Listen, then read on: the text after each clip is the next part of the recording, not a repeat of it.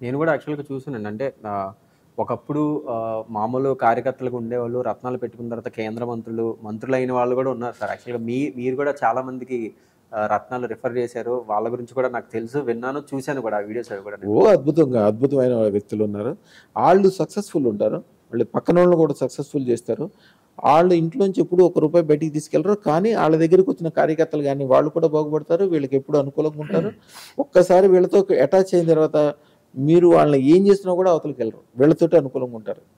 అంతేగాని చాలామంది ఏమనుకుంటారంటే, మన ఇంట్లో డబ్బులన్నీ తీసుకెళ్ళి, లేకపోతే భూములమ్మి, ఆస్తులమ్మి, భార్య మెడలో నగలు తీసుకెళ్ళి తాకట్టు పెట్టి రాజకీయాల్లో వాడతారు. నో.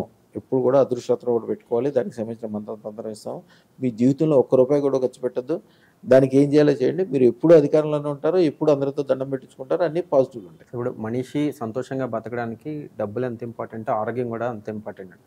సో, ఒకప్పుడు ఏంటంటే పుట్టిన తర్వాత వాళ్ళకి షుగర్‌లు, ఉబ్బసం ఇలాంటి వ్యాధులు వస్తూ ఉండేవి సార్. కానీ ఇప్పుడు జనరేషన్‌లో ఏమవుతుందంటే పుట్టుకతోనే పాపం చిన్న పిల్లలకి 1 ఇయర్, 2 ఇయర్స్ పిల్లలకి గూడా అవి వచ్చేస్తున్నాయి. సో, అట్లాంటి పిల్లల్ని వీటి నుంచి బయటపడడానికి గూడా ఏదన్నా అదృష్టరత్నాలు వాడే అవకాశం ఇది ఉందా? యాక్చువల్‌గా నేను అందరికీ చెప్పేది.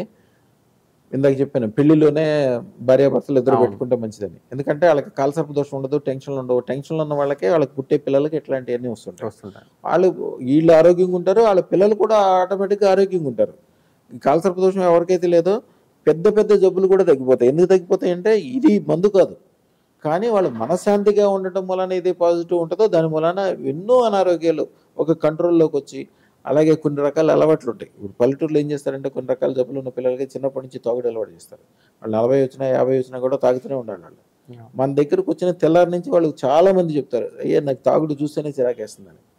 తాగుడనేది చాలా చెడ్డ అలవాటు. అవును. కానీ మన దగ్గరకొచ్చిన వాళ్ళకి ఆ అలవాటు లేకుండా అనుకూలమైపోతుంటది. రోజు మంచి జరుగుతూ ఉంటది. చాలా గొప్ప జరుగుతుంది. యాహ్! సరే, ఈ జాతకాలు ఇవి చూస్తున్నప్పుడు, వింటున్నప్పుడు రాహుకేతు ప్రభావం అనేది మన పైన చాలా ఉంది. అది చాలా చెడు ప్రభావం చూపిస్తుందంటారు సార్. ప్రత్యేకంగా ఈ రాహుకేతు ప్రభావం నుంచి మనం తప్పించుకోవడానికి స్పెషల్‌గా రత్నాలేమన్నా ఉంటాయా? అయ్యా! చాలా మంచి విషయం అడిగారు. ఇది చాలా తక్కువ మందికి తెలిసింది. కాలసర్ప దోషం అంటే కూడా రాహుకేతువులకు సంబంధించింది. అయి యాక్చువల్‌గా రియల్ కాదు. రాహు, కేతు అనేది నిజంగా గ్రహాలు లేవు. హ్మ్. ఊహా గ్రహాలు. ఊహాగ్రహం. ఇప్పుడు ఒక కంప్యూటర్ ఉంది. లేకపోతే మీరు ఇప్పుడు దాంట్లో కెమెరాలోంచి వీడియో తీస్తున్నారు. ఇయన్నీ మీరు చేస్తున్నారు గానీ దానికి రూపం ఎక్కడుంది? దాంట్లోంచి మీరు రూపాన్ని ఏం బయటికి తీయలేరు కదా! అవును. అదొక ఆలోచన లాంటిది. దాంట్లో ఉండిపోద్ది. అలాగే కంప్యూటర్ పనుంది. అలాగే లేకపోతే ఒక రాజకీయ నాయకుడు ఉంటాడు. మనం ఈవేళ రోడ్డు మీద నడుస్తున్నామంటే ఈ రోడ్డు మీద మనం నడిచే రోడ్డు ఒక ఢిల్లీలో ఉన్న రాజకీయ నాయకుడో, అక్కడున్న అధికారి యొక్క మైండ్‌లో పుట్టిన ఆలోచన మనం ఈవేళ నడిచే రోడ్డు. రేపు పొద్దున మీరు మామూలుమైన మనిషి. మీరు 100,00,00,000, 1000,00,00,000 సంపాదించాలంటే కూడా మీ ఆలోచన ద్వారానే. దీంట్లో 2 రకాలు. రాహు అనేది కేవలం ఆలోచన. మీరు ఎప్పుడైతే పాజిటివ్ చేయగలుగుతారో రాహు మూలాన శుక్ర శ్వేతరత్నం, రాహు 2 కలిసిన చోట. రాహు అంటే గోమేధికం అంటారు. శుక్ర శ్వేతరత్నం అంటే డైమండ్. ఈ 2 కలిసిన చోట అతి తక్కువ టైంలో అది మంచి మార్గం కావచ్చు, చెడు మార్గం కావచ్చు. అతి తక్కువ టైంలో అతి ఎక్కువ సంపాదిస్తారు. చాలా షార్ట్ పీరియడ్‌లో ఎక్కువ సంపాదించిన వాళ్ళు ఎవరుంటారో చూడండి వాళ్ళే. అవును. ధన సంపాదనకు 2 మార్గాలు చెప్తారు ఎక్కువ. గురువుకి సంబంధించింది ఒకటి, శుక్రుడు గోమేధికం అంటే ఇది. ఇక రెండోది కేతువు. కేతువు అనేది అద్భుతమైన విషయం. ఇప్పుడు మనం ఏదన్నా చిన్న తప్పు చేస్తే కేతువు చాలా పెద్ద శిక్ష ఇస్తాడు. ఆయనకి చాలా కోపం అనమాట. మీరు చిన్న మంచి చేస్తే విపరీతమైన లాభం చేస్తాడు. ఒక మనిషికి లాటరీ టికెట్ తగాలన్నా ఆయనే. కేతు ప్రభావం ఉండాలి. కేతు ప్రభావమే.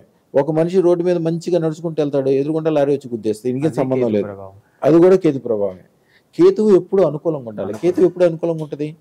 3 రకాలు చెప్తారు దాంట్లో. అన్నదానం చేయటం ఒకటి, ఒక దేవత ఆరాధన ఉంటది. మూడోది ఒక రహస్య మంత్రం ఉంటది. ఈ 3 కూడా ప్రతిసారి, ప్రతిరోజు, ప్రతి టైంలో చేయడానికి సాధ్యం కాదు. ఎవరికైతే అదృష్టరత్నం ఉంటదో ఆళ్ళు ఆటోమేటిక్‌గా కేతువు యొక్క అనుగ్రహాన్ని పొందుతారు.